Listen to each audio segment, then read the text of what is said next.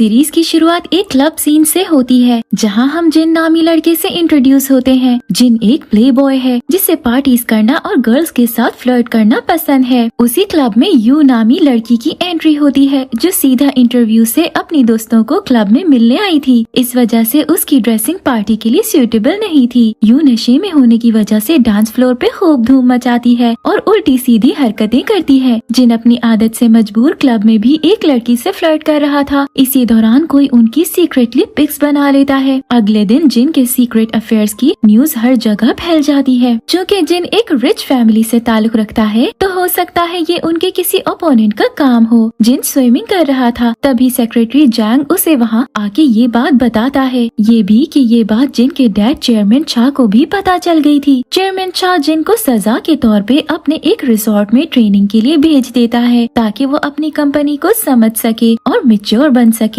Seen you पे shift होता है। यू एक कुकिंग एकेडमी की स्टूडेंट है मगर लाख कोशिशों के बावजूद भी वो ठीक से कुकिंग नहीं कर पाती। यहाँ तक कि एक दिन उसकी मैम बोल देती है कि मेरे ख्याल से तुम्हें अपने लिए कोई और प्रोफेशन चूज करना चाहिए। यू जब घर जाती है तो उसे अपनी मॉम की दूसरी शादी का इनविटेशन मिलता है। जिन उदास था कि गाड़ी होने के बावजूद भी उसे बस से जाना पड़ रहा था क्योंकि छा ने उसकी सारी आसाइशें छीन ली थी और जैंग को भी उसके साथ जाने को बोला था ताकि वो उस पे अच्छे से नजर रख सके। जिन जैंग से कार कीज मांगता है लेकिन वो उसे जबरदस्ती बस में बिठा देता है और खुद कार से ट्रैवल करता है। यू भी अपनी मॉम की शादी अटेंड करने के लिए उसी बस में सफर करती है। यू जिन से पहली बार बस में ही मिलती है। जिन पहले ही बस में ट्रैवल करने की वजह से इरिटेटेड था। यू वहाँ आकर उसे अपनी अजीब हरकतों से मजीद इरिटेट कर देती है। बस पूरी फुल होने की वजह से यू जिन के साथ बैठने लगी थी। तभी बस चलने लगती है और वो जिन की गोद में गिर जाती है। इसमें यू की गलती नहीं थी लेकिन वो जिस पोजीशन में गिरी थी वो बहुत ऑकवर्ड थी। जिन जैसे ही रिजॉर्ट पहुंचता है जैंग उसके इस्तकबाल में पहले ही खड़ा होता है जो उसे 10 मिनट में रिजॉर्ट के वर्कर्स की यूनिफॉर्म पहनने को बोलता है। जिन का बिहेवियर अभी भी रिच बॉय जैसा ही था। वो अपने काम का ऑर्डर भी दूसरों को देता रहता है। यू की मॉम की शादी का फंक्शन भी उसी रिजॉर्ट में था इसीलिए वो भी वहीं मौजूद थी। यू ब्लैक ड्रेस पहन के अपनी मॉम के पास जाती है जो उसे बोलती है तुम शादी अटेंड करने आए हो या किसी फ्यूनरल पे। वो अपनी कुछ हेल्पर से यू को तैयार करने को कहती है। यू तैयार होने के बाद बहुत अच्छी लग रही थी मगर वो इस ड्रेस में कंफर्टेबल नहीं थी। मैरिज सेरेमनी स्टार्ट होती है। सेरेमनी में यू की मॉम और स्टेप डैड अपनी कुछ पास्ट की मेमोरीज शेयर करते हैं। यू की मॉम पहले एक एरोटिक एक्ट्रेस थी। सभी लोग उसकी ये पिक्चर देख के बहुत हंसते हैं मजाक बनाते हैं पर यू बहुत एम्बेरसमेंट फील करती है और वहाँ से चली जाती है। जिन केक लेके आ रहा था तभी यू बेदहानी में दौड़ रही थी और केक से टकरा जाती है और पूरा केक बर्बाद हो जाता है। रिजॉर्ट मैनेजर जिन को उसे सॉरी बोलने को कहती है। तभी जिन जैंग को दिखता है जो किसी वर्कर को कार की कीज दे रहा था। जिन बाद में उस एम्प्लॉय को धमका के वो कीज ले लेता है। जिन यू को सॉरी बोलने जाता है तो रेड वाइन साथ ले जाता है। यू वाइन का ग्लास लेने से मना कर देती है। जिन यू से कहता है कि उसूलन तुम्हें मुझे सॉरी बोलना चाहिए क्योंकि तुम मेरे सामने आई। दोनों में काफी बहस होती है। इसी बहस में जिन की पॉकेट से वो कीज नीचे गिर जाती है। जिन के जाने के बाद यू वाइन का ग्लास लेके बात लेने जाती है तभी बाथरूम में उसका पाँव फिसलता है और वो गिर जाती है। वाइन का कलर रेड होने की वजह से ऐसा लगता है जैसे ये उसका ब्लड हो। रूम से बाहर जाके जिन को ख्याल आता है कि कीज तो रूम में गिर गई। वो यू का रूम काफी देर नॉक करता रहता है लेकिन वो तो बाथरूम में गिरी पड़ी थी कैसे खोलती। और वैसे भी गिरने की वजह से उसकी कमर में मोच आ गई थी इसीलिए वो हेल्प हेल्प चिल्लाती है। जिन उसकी आवाज सुन के मास्टर कीज के जरिए दरवाजा खोलता है। जिन भी वाइन को यू का ब्लड ही समझता है। यू पहले तो ठीक थी लेकिन जब वो उसे बाथरूम में देखती है एम्बेरसमेंट के मारे अपनी आंखें बंद करके बेहोश होने का नाटक करती है। जिन उसे उठा के एम्बुलेंस को कॉल करने को बोलता है। एम्बुलेंस में जब डॉक्टर उसे चेक कर रहे थे तो यू जोर से एक किक मारती है जिस वजह से पास खड़े लोग उसका और जिन का मजाक बनाने लगते हैं। बाद में यू अपनी इस नॉनसेंस हरकत की वजह से अपना सर पटक रही थी। जिन भी काफी शर्मिंदा हो जाता है। नेक्स्ट डे जिन कार लेके निकल पड़ता है। जिन अपनी मॉम के लिए बुके लेके एक होटल आता है और बुके होटल के बाहर डोर पे ही रख देता है। जब उसकी मॉम आती है तो बुके देख के बहुत इमोशनल हो जाती है क्योंकि आज जिन की मॉम का बर्थडे था। वापसी पे जिन को यू मिलती है जो बस स्टैंड पे बस का वेट कर रही थी। जिन उसे राइड ऑफर करता है। यू पहले तो मना कर देती है लेकिन फिर वो कल के इंसिडेंट और अपने शदीद सिंगल होने की वजह से परेशान थी क्योंकि कल उसकी मॉम ने भी उसे बोल दिया था कि तुम्हें अब किसी के साथ रिलेशन पोजीशन में होना चाहिए और तुम्हारी नॉनसेंस हरकतें ही खत्म नहीं होती, तो वो जिन की ऑफर एक्सेप्ट कर लेती है। दोनों बीच जाके खूब बातें और ड्रिंक करते हैं। बातों बातों में रात हो जाती है। जिन को यू काफी इंटरेस्टिंग लगती है। दोनों ड्रंक थे, इसीलिए नशे की हालत में जिन यू को किस करने की कोशिश करता है, लेकिन वो मना कर देती है। बाद में वो खुद ही अपने इमोशंस पे कंट्रोल नहीं कर पाते और रोमांस शुरू कर देते हैं। सुबह जब यू जागती है तो उसे सब बिल्कुल एक सपने जैसा लगता है। बीच पे और भी लोग मौजूद थे। यू काफी घबरा जाती है। वो जिन का कोट वेयर करके बिना जिनको कुछ बताए वहाँ से चली जाती है। सीन्स 3 साल बाद में शिफ्ट होता है। यू अपनी फ्रेंड्स के साथ क्लब में थी। सबकी कहीं न कहीं जॉब हो गई थी। जिनकी भी एज अ न्यूट्रिशनिस्ट एक डायबॉक कंपनी में जॉब हो गई थी। जिन प्ले बॉय से अब एक हार्ड वर्किंग CEO बन गया है। वर्कलोड ज्यादा लेने की वजह से जिन एक दिन बेहोश हो जाता है। जैंग यू को जिन के खाने पीने का ख्याल रखने को कहता है। जिन और यू दोनों ही इस बात से अनजान थे कि वो दोनों एक ही कंपनी में मौजूद हैं। यू बहुत मेहनत से खाना बनाती है, लेकिन कभी जिन को खाना पसंद नहीं आता और कभी बिजनेस मीटिंग में होने की वजह से वो खाने से मना कर देता है। जिन की इस हरकत से यू का कॉन्फिडेंस लेवल लूज हो जाता है। यू अपने एक फ्रेंड टाई से हेल्प लेती है। टाई बाय प्रोफेशन राइटर है और एक रेस्टोरेंट भी चलाता है। एक दिन यू देखती है कि उसका बनाया हुआ खाना एक एम्प्लॉय बिना टेस्ट किए डस्टबिन में फेंक रही है। वो लड़की ऑफिस कैफे की इंचार्ज थी। यू उसे कहती है कि अपने CEO से कह देना कि खाना वेस्ट करना अच्छी बात नहीं। जिन उसकी बातें सुन लेता है। जिन वहाँ यू को 3 साल बाद फर्स्ट टाइम देखता है। वो अपने कैबिनेट में वापस आ जाता है और पास्ट की कुछ मेमोरीज को याद करता है। नेक्स्ट डे जैंग यू को जिन की तमाम फेवरेट डिशेस की लिस्ट देता है और CEO कार्ड भी देता है, ताकि अगर उसे कुछ पूछना हो तो आसानी रहे। यू टाई से बात कर रही थी कि जिन का मैसेज आता है। गलती से अनजाने में वो जिन को एक गलत इंसल्ट वाली इमोजी करती है। यू को जब ख्याल आता है तो वो उसे सॉरी बोलने जिन के कैबिनेट की तरफ दौड़ती है। यू अब जिन को देखती है। यू बिना कुछ बोले वापस आ जाती है। जिन अब यू को टॉर्चर करने का कोई मौका हाथ से जाने नहीं देता, क्योंकि उसे इस बात पे गुस्सा था कि उसकी वजह से उसे एक अरसे तक सफर करना पड़ा था। पास्ट के विजन से पता चलता है कि उस दिन बीच पे कार में अकेले होने की वजह से कुछ लेडीज ने उसका बहुत मजाक बनाया था। जिन यू को उसके पैसे वापस देता है और उसे उसका कोट वापस करने को कहता है। यू अपनी एक दोस्त से जॉब के बारे में बात करती है। जैंग यू की बातें सुन लेता है और जिन को सब बता देता है। जिन यू को बुलाता है और पूछता है कि उस दिन उसने ऐसा क्यों किया। यू वजह बताना चाहती थी, लेकिन वो बहुत नर्वस हो रही थी, इसीलिए वो बस इतना बोल के चली जाती है कि वो बस वन नाइट स्टैंड था और बिना सच बताए वहाँ से चली जाती है। नेक्स्ट डे जिन का बिहेवियर यू के साथ काफी अच्छा था। वो उसके खाने की भी तारीफ कर रहा था। यू जिन को न्यू डिश टेस्ट करवाने जाती है। ऑफिस में वो जिन के साथ एक लड़की री को देखती है, जो बाय प्रोफेशन एक अनाउंसर है और जिन की फ्रेंड है। जिन उसे इग्नोर करता है, लेकिन वो उस टाइम यू के सामने जिन की गर्लफ्रेंड होने का बिहेव करती है। यू डिश रख के चुप करके चली जाती है। यू को ये देख के बहुत जेलसी फील होती है, लेकिन कुछ टाइम बाद वो नॉर्मल हो जाती है। री यू से कहती है, आइंदा जिन के लिए जो कुछ बनेगा तुम्हें पहले मुझसे कंफर्म करवाना होगा, क्योंकि तुम्हारा खाना उसे ज्यादा पसंद नहीं है। तभी जिन आ जाता है और यू को वन साइड हक करके री की इनडायरेक्टली काफी इंसल्ट करता है कि इसे मेरे अलावा ना तो कोई ऑर्डर दे सकता है और ना ही डांट सकता है। जिन यू का हाथ पकड़ के उसे वहाँ से ले जाता है। री को ये सब देख के बहुत गुस्सा आता है। जिन यू को अपने क्लोज रखना चाहता था, क्योंकि वो आज भी उसका क्रश है। जिन इस बात को हजम नहीं कर पा रहा था कि यू ने उस रात ऐसा क्यों किया और दोबारा उससे वही सवाल करता है कि वाकई ही वो वन नाइट स्टैंड था। यू फिर से कंफ्यूज हो जाती है और कुछ नहीं बोलती। शाम को जिन एक बॉक्स ओपन करता है, जिसे देखने से लगता है शायद इसमें कोई एक्सपेंसिव सी चीज होगी, लेकिन फिर जैसे ही फ्लैशबैक दिखाते हैं हमें पता चलता है कि उस बॉक्स में जिन ने यू के ब्रा पैड संभाल के रखे थे, जिन्हें वो कार में छोड़ गई थी। जिन ने पता नहीं क्यों अब तक उन्हें संभाला हुआ है। जिन कुछ दिन बाद एक बिजनेस ट्रिप से वापस आता है। वो खुद को बहुत अकेला फील करता है। वो यू को फोन करके घर बुलाता है ताकि वो उसे खाने को कुछ दे सके। यू अपने छोटे भाई के साथ घर में अकेली थी, इसीलिए वो उसे भी अपने साथ ले जाती है। किचन में ज्यादा कुछ बनाने को नहीं था। जिनका छोटा भाई स्टडी रूम में चला जाता है तो वो उसे ढूंढने उसके पीछे जाती है। यू के भाई से वो बॉक्स गलती से टूट जाता है। यू बहुत डर जाती है, इसीलिए वो जिन के घर पहुंचने से पहले ही उसके लिए सैंडविच बना के वहाँ से चली जाती है। जिन जब घर पहुँचता है तो उसे ना पाकर बहुत उदास हो जाता है, क्योंकि वो यू के साथ कुछ टाइम स्पेंड करना चाहता था। खाने के दौरान जिन की नजर एक बैग पे पड़ती है, जिसमें वही कोट था जो उस रात जिन ने पहना हुआ था। यू उसे वो कोट वापस करने लाई थी।